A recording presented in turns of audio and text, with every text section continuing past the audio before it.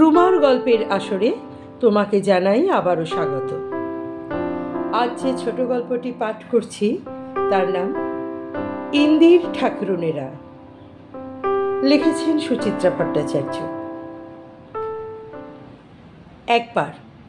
মাত্র একবারই চিৎকার করে উঠেছিলেন ইন্দুমতি, যেমন করেন মাঝে মাঝে।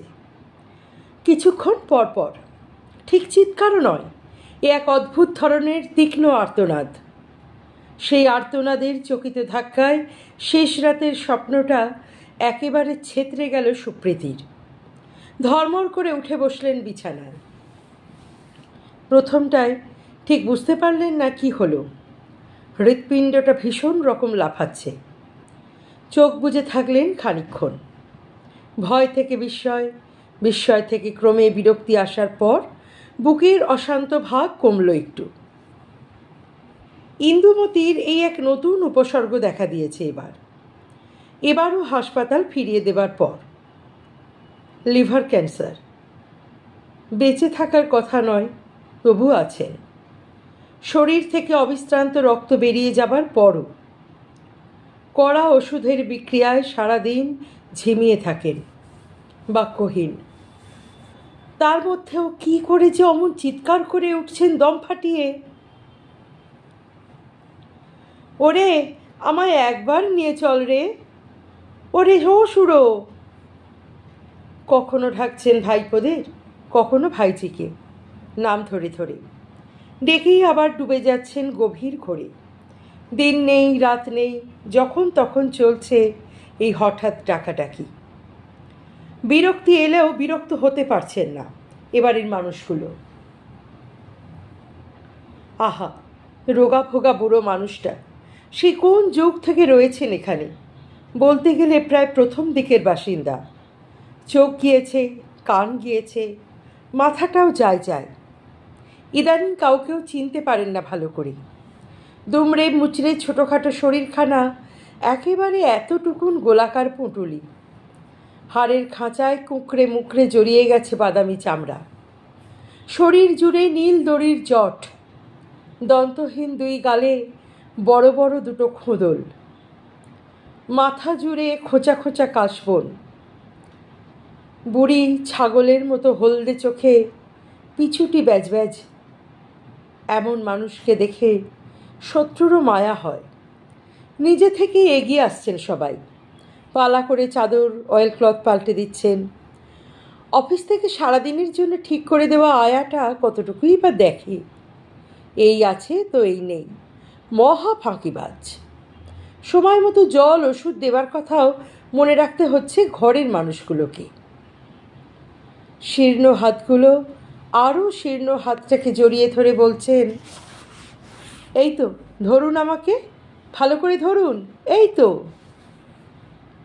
তুলে ধরলে উঠে বসেন। দুর্বল দেহ কাঁপে ঠকঠকে। হলুদ চোখে ফ্যালফ্যাল তাকান। তাই দেখে ঘন ঘন শ্বাস ফেলেন অনুরূপা। শেষকালে মানুষটার কি দশাই হলো গো, মরণও কাছে আসে না। মরণ কি আর ডাকলেই আসে দিদি? চারুলতা উদাস হন। কর্মফল সব যাবে কোথায়? ভোগ করতে হবে না? শুনলাম ভাইপোরা নাকি এসে টাকা দিয়ে গেছে চিকিৎসার। হ্যাঁ, দায় শেষ। তাই দিয়েই তো। হায় কপাল, শেষ কটা দিন তোরা একটু কাছে নিয়ে গিয়ে রাখতে পারলি না বুড়ি পিসিটাকে? এই পিসির হাতেই না মানুষ হয়েছিলি সব। কি যে বলেন দিদি, শোনেননি ডাক্তার কি বলেছে?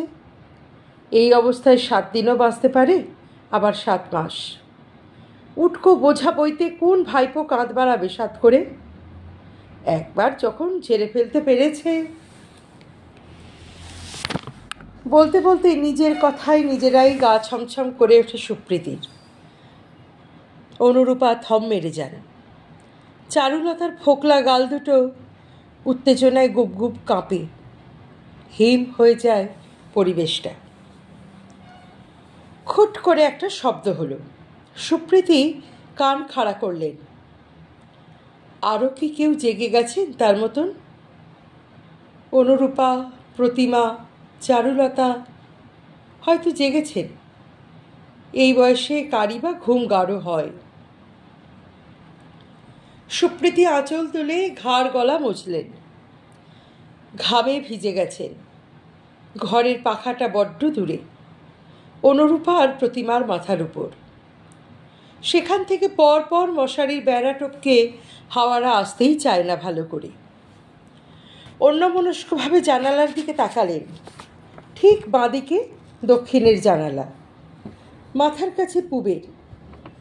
ভাদ্র শেষে রাত সময়কে ধরে দাঁড়িয়ে আছে যেন, এমন গুমট চারদিকে। সুপ্রীতি হাত বাড়িয়ে বালিশের পাশে রাখা ছোট্ট টর্চটিকে জ্বালালেন। গলা জিভ শুকিয়ে খড়খড় করছে। জল খাওয়া দরকার। বড় বেশি অম্বল হচ্ছে আজকাল। কিন্তু শুধু অম্বলের জ্বালাতেই কি গলা শুকিয়েছে নাকি ইন্দুমতির চিৎকারে, না ওই অদ্ভুত স্বপ্নটার জন্যে?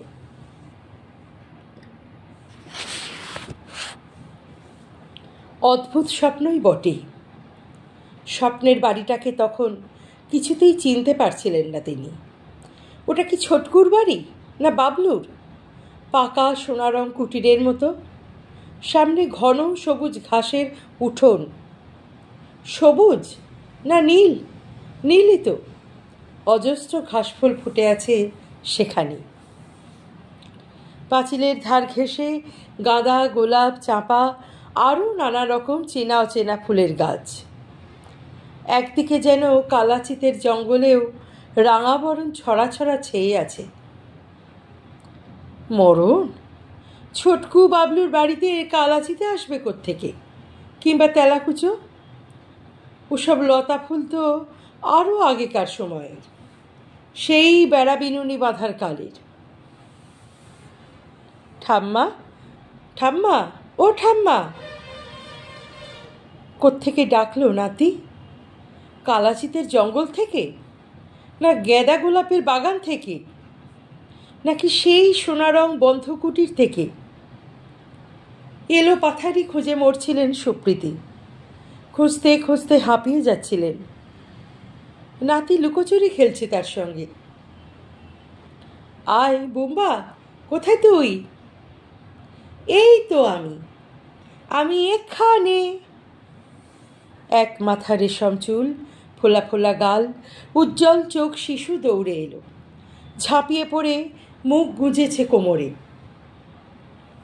ও ঠাম্মা, চলো, আমি তোমাকে নিয়ে যেতে এসেছি। শিশু মুখ দেখতে দেখতে বড় হয়ে যাচ্ছে। আরও বড় হলো, আরও বড়, পরিপূর্ণ যুবক চকিতে। সুপ্রীতির গা শিরশির করে উঠল। বুম্বার সঙ্গে কার খুব মিল। কার? বাবলুর না বাবলুর বাবার? বাবলুর বাবা বলল, কি খুশি তো? তোমার বাড়ি কেমন তৈরি হয়ে গেল? সুপ্রীতি হাত বাড়িয়ে ছুতে গেলেন মানুষটাকে। সঙ্গে সঙ্গে বাবলুর বাবা বাবলু হয়ে গেছে। বম্বি তোমার সহ্য হচ্ছে না মা, তুমি বরং কয়েকদিন ছোটকুর কাছে থেকে এসো। আমি থাকলে ওদের বড় অসুবিধা হয় রে। কত বড় অফিসার, রাত দিন পার্টি টাটি হচ্ছে, তাই তো পাঠিয়ে দিলে তোর কাছে। সুপ্রীতি এক ঝটকায় মশারি তুলে বাইরে বেরিয়ে এলেন। বাবলুর সঙ্গে কথা হচ্ছিল যখন, তখনই কি চিৎকার করেছিলেন ইন্দুমতি, নাকি তারপরে? তিনি যখন নীল আলোয় নীল রং ঘাস মারিয়ে ছুটছিলেন নাতির হাত ধরে। জানালার পাশে এসে সুপ্রীতি মুঠো করলেন ডান হাতটাকে। বুম্বার স্পর্শ যেন এখনও লেগে রয়েছে। কতদিন ছেলেটাকে দেখেননি। জানালার গ্রিলে কপাল ঠেকালেন। ঘরের বাইরে ভিতরে সমান অন্ধকার, তবে সব অন্ধকারেই বোধহয় এক ধরনের আলো থাকে। নাকি সয়ে গেলে অন্ধকারও অভ্যাস হয়ে যায়। বাইরের নিম গাছটার দিকে তাকালেন। ঝাঁকড়া মাথা গাছটাকে অন্ধকারে কীরকম অশরীরই মনে হচ্ছে, পূর্বপুরুষদের মতো। শেষ রাতে চাঁদ ডুবে গেছে বোধহয়, তাই কি অন্ধকার এত গাঢ়, আকাশ ছায়া ছায়া কালচে। বসে থাকতে থাকতে অনেকক্ষণ পর গায়ে একটা মৃদু বাতাসের স্পর্শ পেলেন। আবার একটা বাতাস উঠল, ঠান্ডা নরম পৃথিবী এতক্ষণে শীতল হতে শুরু করেছে। গুমট কেটেছে অনেকটা, শরীরটা ক্রমে জুড়িয়ে এলো। কোত্থেকে আসছে এত নরম বাতাস? বোম্বের সমুদ্র তীর কি? বাবলু বোম্বাকে ছুঁয়ে আসার সময় নিশ্চয়ই ঢুকেছিল বার্নপুরের অফিসার্স কোয়ার্টারে। ছোটকুর এতটুকুন মেয়েটার মাথায়ও হাত বুলিয়ে এসেছে নিশ্চয়ই। সুপ্রীতির চোখ বন্ধ হয়ে এলো।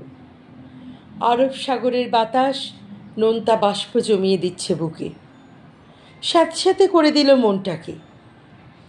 হে ঠাকুর, ইন্দুপুরি যেন একদম আর্তনাদ না করে এই সময়, এমন ব্রাহ্ম মুহূর্ত। মাথাটা একটু তুলুন দেখি, ধুইয়ে দি। ইন্দুদি, ও ইন্দুদি। ইন্দুমতি উত্তর করলেন না, শরীর গোল করে ঘুমোচ্ছেন অঘরী। অনুরূপা টুল ট্রেনে বসে পড়লেন তার মাথার পাশে। বাথরুম থেকে আধা বালতি জল বয়ে এনে হাঁপাচ্ছেন। বড় অল্পে হাঁপ ধরে যায় আজকাল। এই মুহূর্তে ইন্দুমতিকে তুলে মাথা ধোয়ানো অনুরূপার একার হাতের কর্ম নয়। না ধোয়ালেই বা চলে কি করে? 8:30 বাজতে যায়, আয়া ছুরিটা এখনো এলো না। অনুরূপা ঘাড় ঘুরিয়ে একবার প্রতিমাকে দেখলেন। খাটের তলা থেকে ট্রাঙ্ক বার করে এনে এক মনে গুছোচ্ছেন। না, অনুরূপা কিছুতেই নিজে থেকে ডাকবেন না ওই দেমাকি মহিলাকে। ডাকলেই তো এক্ষুনি লেকচার দিতে বসবেন এক গাদা, কিংবা ঝাঁজ ছড়াবেন। আর সহ্য হয় না। কেন যে হাসপাতাল থেকে ছেড়ে দিল, 24 ঘন্টা ধরে এই চিৎকার। উফ! অনুরূপা মুখ ঘুরিয়ে নিলেন।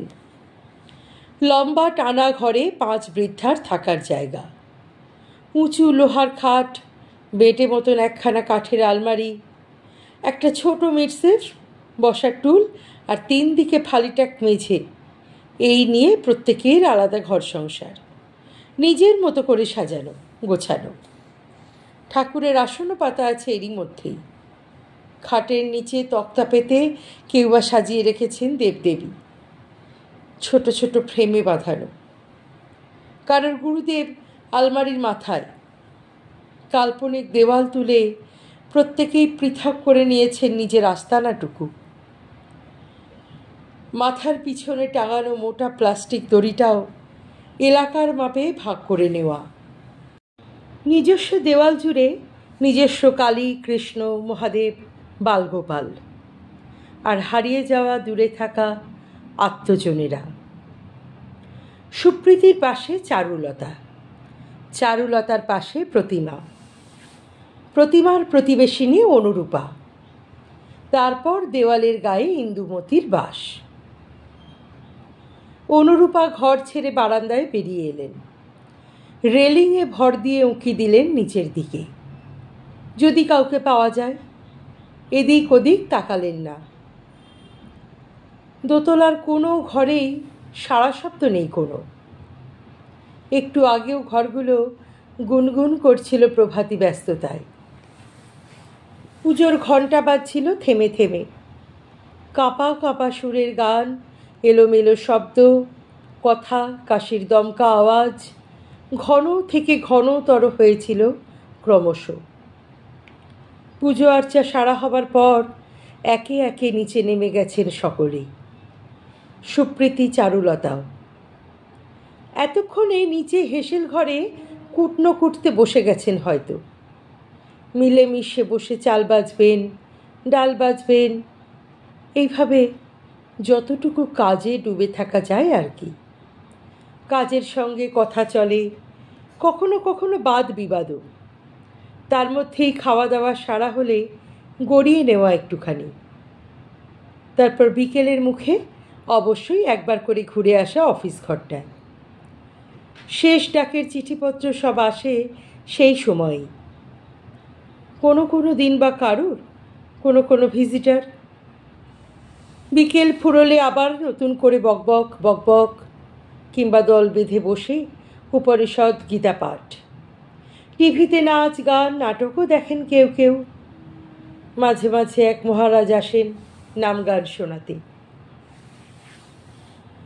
অনুরূপা দেওয়ালের ধারে পাতা ইজি চেয়ারটায় বসে পড়লেন।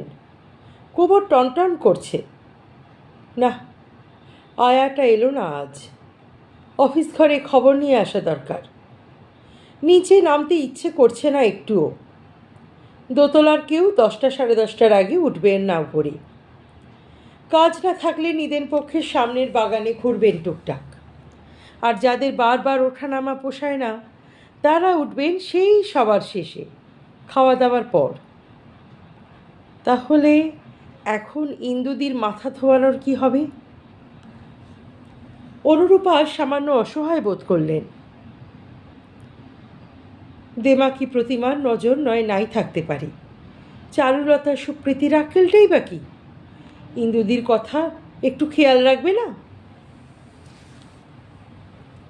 কেই বা খেয়াল রাখে? অনুরূপা মুখ হাঁ করে বড় একটা নিঃশ্বাস ফেললেন। মানিক বলল, 2টো ঘরে 3টে ছেলে মেয়ে আর তোমার বৌমাকে নিয়ে আমি জেরবার হয়ে যাচ্ছি মা। লোক এলে বসতে দিতে পারি না, ছেলে মেয়েরা পড়তে পারে না। হায় রে, আমি যেন কত জায়গা নিতাম। বাবার ফিক্সড ডিপোজিটের টাকা দিয়ে তোমায় কটা দিনের জন্য হোমে ভর্তি করে দিচ্ছি। কিছুদিন একটু কষ্ট করো মা, অফিসের লোনটা তুলি, আর একটা ঘর বাড়াতে পারলেই তোমাকে এসে নিয়ে যাব। আর কবে ঘর তুলবি রে বাপ? 5 বছর তো কেটেই গেল। কতদিন যে নিজের খাটটায় শুইনি। চলে আসার সময় দেখলাম মেলা থেকে কেনা পেয়ারা গাছটায় কত বড় বড় ফল আসতো। এখনো কি গাছটা সেই রকমই? সে মারা যাবার পর উঠোনটায় ফাটল ধরেছিল অনেকগুলো। মানিক কি জুড়েছে সেগুলো?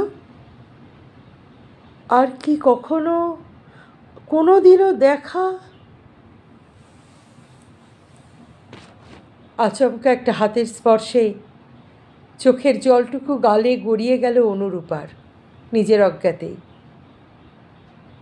কি হলো অনুদি, একা একা বসে কাঁদছেন কেন? অনুরূপা পিঠ সোজা করার চেষ্টা করলেন। আঁচল তুলে মুছে নিলেন চোখের জল, ইতস্তত করলেন। আর কেউ নয়, দেমাকি প্রতিমা বেরিয়ে এসেছেন ঘর থেকে। না, কাঁদিনি, এমনি বসেছিলাম। ইন্দুদি কি এখনো ঘুমোচ্ছেন? ওই যেমন পড়ে থাকেন আর কি। মাথাটা একবার ধুইয়ে দিলে ভালো হতো। মাথা ঠান্ডা থাকলে চেঁচামেচিটা একটু কম করেন। আমি ধুইয়ে দিয়েছি। প্রতিমা বুঝি এই প্রথম অনুরূপার কাঁধে হাত রাখলেন। উঠুন, ঘরে চলুন তো। এখানে বসে বসে মন খারাপ করে কি করবেন? অনুরূপা ঢোক গিললেন। মন খারাপ না গো, আসলে আয়াটা তো এলো না। বসে বসে তাই ভাবছিলাম কি করা যায়।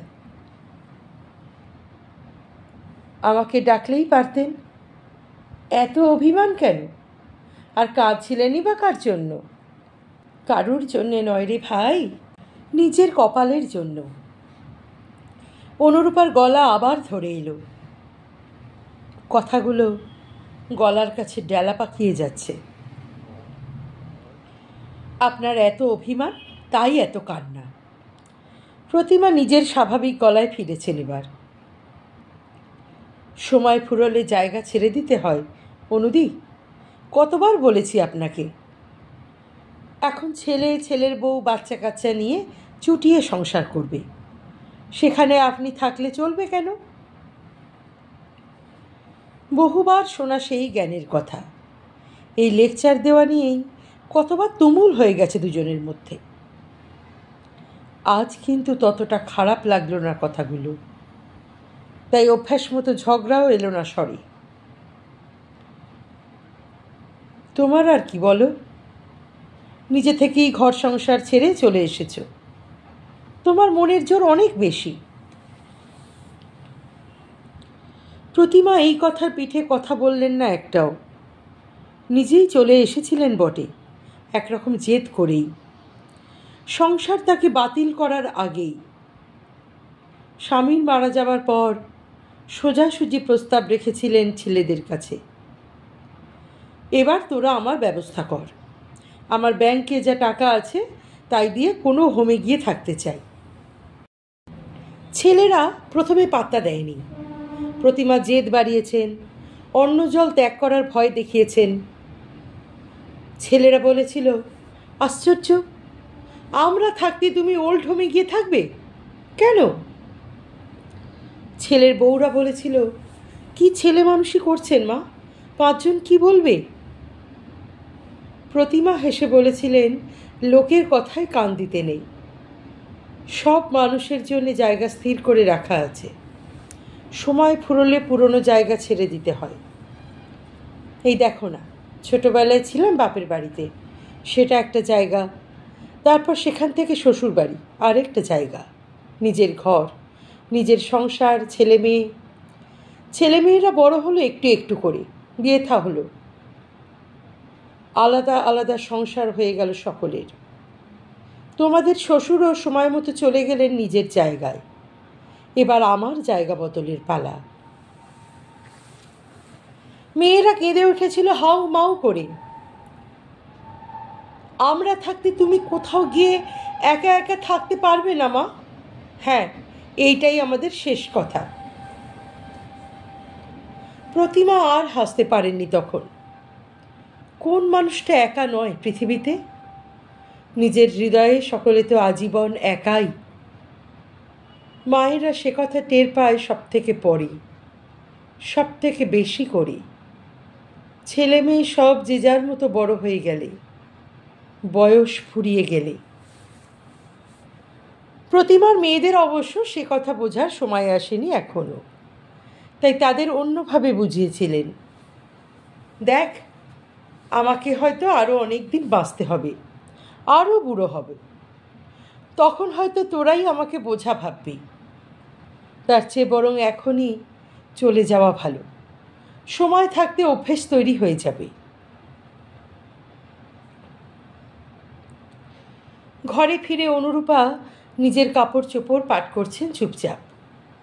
খাটের ওপর ডাঁই করা কালো সলুপার শাড়ি, শুকনো পেটিকোট, ব্লাউজ ভাঁজ করে টাঙিয়ে দিলেন প্লাস্টিকের দড়িতে। প্রতিমা নিজের জায়গায় গিয়ে বসলেন। 65 ছোঁয়া লম্বা শরীর, চেহারাও টান টান, বাঁধানো দুসারি দাঁত বয়সকে কমিয়ে রেখেছে আরও। মাথা ভর্তি ঘন কাঁচা পাকা চুল, ঘুরিয়ে বাঁধলে এখনও এত বড় একটা খোঁপা হয়। পাকা গমের মতো গায়ের রং, পোশাকে আশাকে সবসময় ঝকঝকে তকতকে।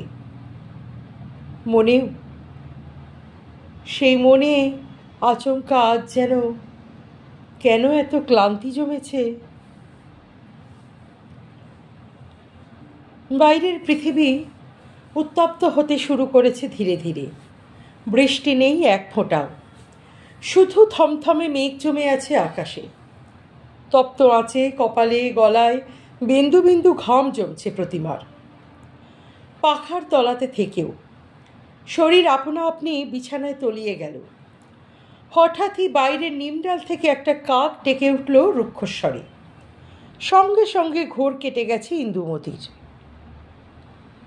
কাকের আওয়াজে গলা মিলিয়ে আর্তনাদ করে উঠেছেন, নিয়ে চল রে, একবার ঘরে নিয়ে চল, ও ছোট খুকি।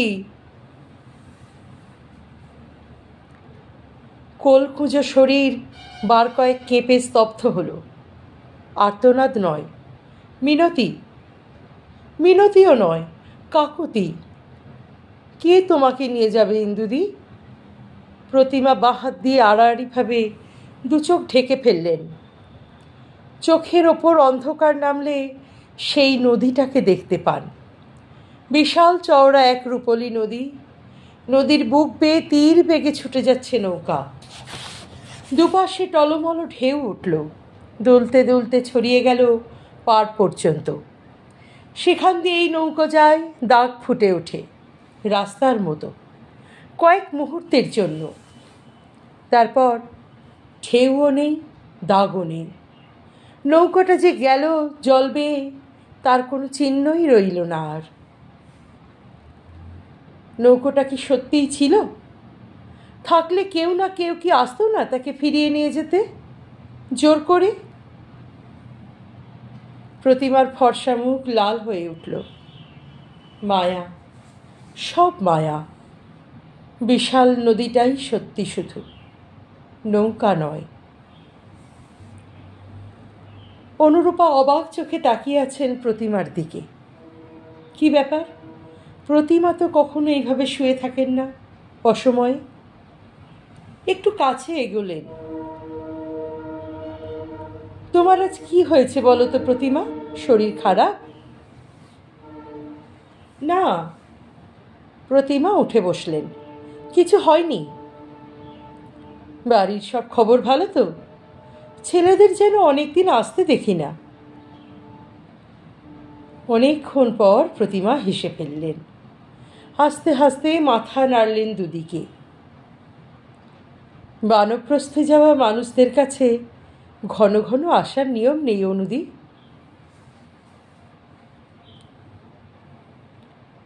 ডাক্তারবাবু ইন্দুমতির নাড়ি ধরে জিজ্ঞাসা করলেন, কতক্ষণ থেকে এরকম হয়েছে?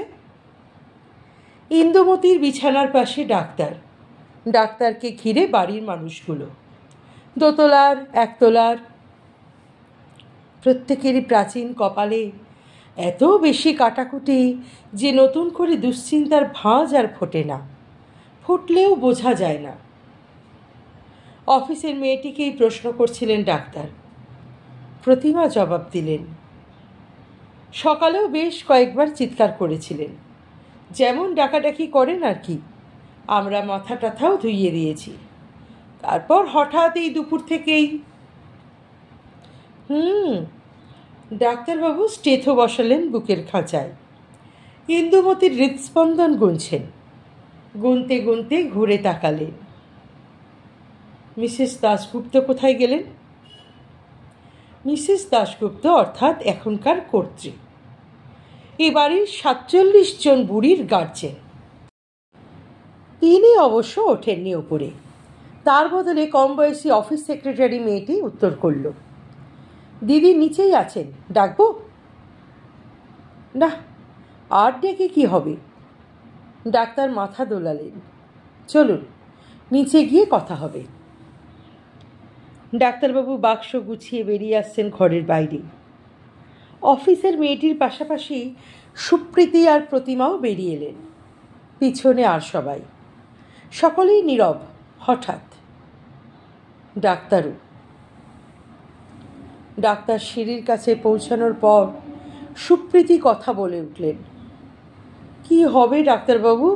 ইন্দুদি কি? ডাক্তার ফিরে তাড়ালেন।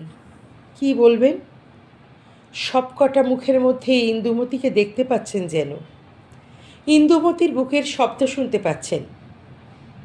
গলা ছাড়লেন সাবধানে। কম বয়সী মেয়েটার দিকে তাকিয়ে নিচু স্বরে বললেন, it may be a matter of minutes now or hours. ছেলে মেয়ে কেউ আছে? না, ভাইপো ভাইজি সব। দেখি মিসেস দাশগুপ্তকে বলছি তাদের খবর পাঠিয়ে দিক। অক্সিজেনের ব্যবস্থাও এখনই করে রাখতে হবে একটা। কথাটা বলতে বলতেই ডাক্তারবাবু নেমে গেলেন সিঁড়ি দিয়ে। সিঁড়ি পেরিয়ে অফিস ঘরে চলে যাবার পরও বারান্দায় বাসিন্দাদের নিঃশব্দ জটলা। ওর মুখের দিকে তাকাচ্ছেন নিজের অজান্তেই। একতলার মাধবীলতার সুরমা বসে পড়লেন রেলিংয়ের ধারে পেতে রাখা চেয়ারে। দোতলায় উঠতে গেলেই বাতের যন্ত্রণাটা ভয়ানক হিংস্রভাবে কামড়ে ধরে। চারুলতা তাদের ডাকলেন। কষ্ট হচ্ছে? আমাদের ঘরে চলো, আমার বিছানায় বসে পা ছড়িয়ে নাও একটু। না গো, যাই। দুপুর থেকে বড় ভাবনায় ফেলে দিয়েছিল ইন্দির ঠাকুরন। যা বলেছ। চারুলতা মাথা নাড়লেন। ভয় ধরিয়ে দিয়েছিল। হঠাৎ এমন চোখ উল্টে খাবি খেতে লাগলো, মনে হচ্ছিল এই বুঝি রওনা দিলে। আপনিই বরং আমাদের সঙ্গে একটু নিচে চলুন চারুদি, একটু গড়িয়ে নেবেন। আজকাল সারা রাত তো ভালোভাবে ঘুমোতেও পারেন না। চারুলতা শ্বাস টানলেন। না থাক, ঘরেই থাকি। বলতে বলতে উদাস হয়েছেন। আজকাল কেন, ঘুম চলে গেছে তার আগেই। আছে শুধু আবেশ। সেই আবেশে রাতভর ছেঁড়া ছেঁড়া স্মৃতিরা সব ভাসে। অনেক কথা জমে বুকে, জমে যত ফুরোয় তত তাড়াতাড়ি। চাইলে আর মনেও পড়ে না তখন। ভাবনারা তালগোল পাকিয়ে যায়। এই যেমন কাল রাতে চারুলতা কিছুতেই মনে করতে পারলেন না ঠিক কোন সালে মারা গিয়েছেন তার স্বামী। রিনি তখন বেশ ছোট, স্কুলে পড়ে। সেই বছরই পাকিস্তানের সঙ্গে যুদ্ধ লাগলো না? পাকিস্তান না চীন ভারতের যুদ্ধ বোধ হয়। রিনির তখন বয়স কত? 35 নাকি 30? কিছুতেই ঠিকঠাক হিসাব করতে পারলেন না চারুলতা। পরিষ্কারভাবে মনেই পড়ে না কিছু। এইটুকু মনে আছে মেয়েটাকে বড় কষ্টে মানুষ করেছিলেন, সেলাই করে, আচার বড়ি তৈরি করে, দাদাদের সাহায্যে, দেওরের আশ্রয় থেকে। বেশি বয়সের মেয়ে, বড় আদরের মেয়ে, বাপ মরা মেয়ে, কষ্টের মেয়ে। জামাই অবশ্য খুব ভালো পেয়েছেন। খরচ খরচার কথা আর ভাবতে হয় না। মাস মাস ঠিক টাকা পাঠিয়ে দেয়, দেখা করে। মেয়েও কিছু না কিছু দিয়ে যায় হাতে। তবুও কেন যে বুকটা মাঝে মাঝে হু হু করে ওঠে চারুলতার। নাতিটাকে কোলে পিঠে করে মানুষ করার বড় শখ ছিল। নিজের হাতে তেল মাখাবেন, সর্ষের বালিশে শুইয়ে ঘুম পাড়াবেন, গান গেয়ে গেয়ে। এই জন্মে আর সে স্বাদ পূর্ণ হলো না। মুখ ফুটে মেয়েকে কোনোদিনও বলতেই পারলেন না, ওরে আমাকে তোরা নিয়ে গিয়ে রাখ কাছে, তোদের সঙ্গে থাকবো আমি। পেটের মেয়েই যদি মনের কথা না বোঝে, যাকে এত কষ্ট করে বড় করে তোলা, সেখানে ইন্দুদির ভাইপো ভাইজিদের দোষ দিয়ে লাভ কি? বারান্দার ভিড় পাতলা হয়েছে আস্তে আস্তে। একে একে সবাই যে যার জায়গায় ফিরলেন। এখন শুধু ফাঁকা জায়গাটুকু জুড়ে পশ্চিমের আলো। চারুলতাও নিজের ঘরে এলেন। অনুরূপা, সুপ্রীতি, প্রতিমা বসে আছেন চুপ করে। বাইরে যদিও এখনও উজ্জ্বল আলো, ঘরটা ম্লান, বিষণ্ণ। আরও ম্লান জায়গাটুকুতে কোণার দিকে নিজের বাসস্থানে নিঃসাড়ে পড়ে আছেন ইন্দুমতি। মারিসম্বল মুখ হাঁ হয়ে বিভৎস গহ্বর তৈরি হয়েছে একটা। ফোলা ফোলা বন্ধ চোখ, ঢিপির মতো। কয়েক ঘন্টায় হাত পাও যেন ফুলেছে একটু। দূর থেকে দেখলে মনে হয় প্রাণের চিহ্ন নেই। কাছে গেলে বুকের ওঠানামা বলে আছেন, ইন্দির ঠাকুরন আছেন এখনো। পরশু ছিলেন, কালও ছিলেন, সন্ধে অবধি তো ছিলেনই। রাতের অন্ধকারে কখন যে চলে গেছেন নিঃশব্দে। না, যাবার সময় টের পাননি কেউ। সুপ্রীতি না, চারুলতা না, প্রতিমা না, অনুরূপাও না। দোতলার বারান্দায় সেই থেকে সার সার দাঁড়িয়ে আছেন সকলে। দাঁড়িয়েই আছেন, খটখটে শুকনো চোখগুলো নিচের দিকে স্থির। ভাইপো ভাইঝিরা সকলে মিলে শেষ পর্যন্ত নিতে এসেছে ইন্দুমতিকে। ইন্দুমতি সেজেছেনও খুব, বহুকাল পরে, নতুন কাপড় পরে, ফুলের মালায়। দোতলার বারান্দায় দাঁড়ানো শরীরগুলো সোজা হলো। চকচকে কালো গাড়ির পিঠে সুন্দর একটা ছোট্ট কাচের ঘর, তার ভেতরে ফুলশয্যায় এবার শুতে যাচ্ছেন ইন্দুমতি। ফুলে ফুলে ঢেকে গেলেন। ভাইপো সেন্ট ছড়ালো গায়ে। ভাইঝি ধূপ জ্বালিয়ে দিল, চোখ মুচড় রুমালে। সুপ্রীতির বুক দুক করে উঠল। অনুরূপা ঝুঁকে ইন্দুমতির মুখটা দেখার চেষ্টা করছেন, দেখা যাচ্ছে না।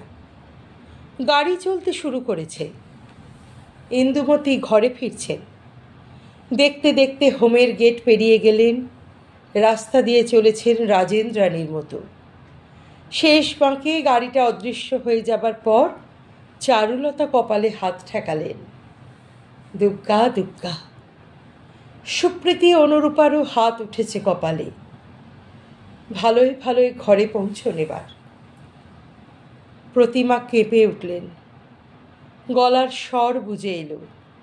বিড়বিড় করলেন, কোন ঘর? এ কথার কোনো উত্তর নেই। ঝাপসা চোখে চার বৃদ্ধা পরস্পরের মুখের দিকে তাকিয়ে আছেন এবার, নিষ্পলক, নিষ্পন্দ। আজকের গল্পটি কেমন লাগলো? তোমার মূল্যবান মতামত অবশ্যই কমেন্ট বক্সে লিখে জানিও। গল্পটি ভালো লাগলে একটি লাইক করে শেয়ার করে দিও পরিচিত এবং প্রিয়জনদের মধ্যে। আর যারা এখনো চ্যানেলটি সাবস্ক্রাইব করোনি তারা কিন্তু চ্যানেলটি সাবস্ক্রাইব করতে ভুলো না। অপেক্ষা করো পরের গল্পের জন্য। অনেক ধন্যবাদ গল্পটি শোনার জন্য।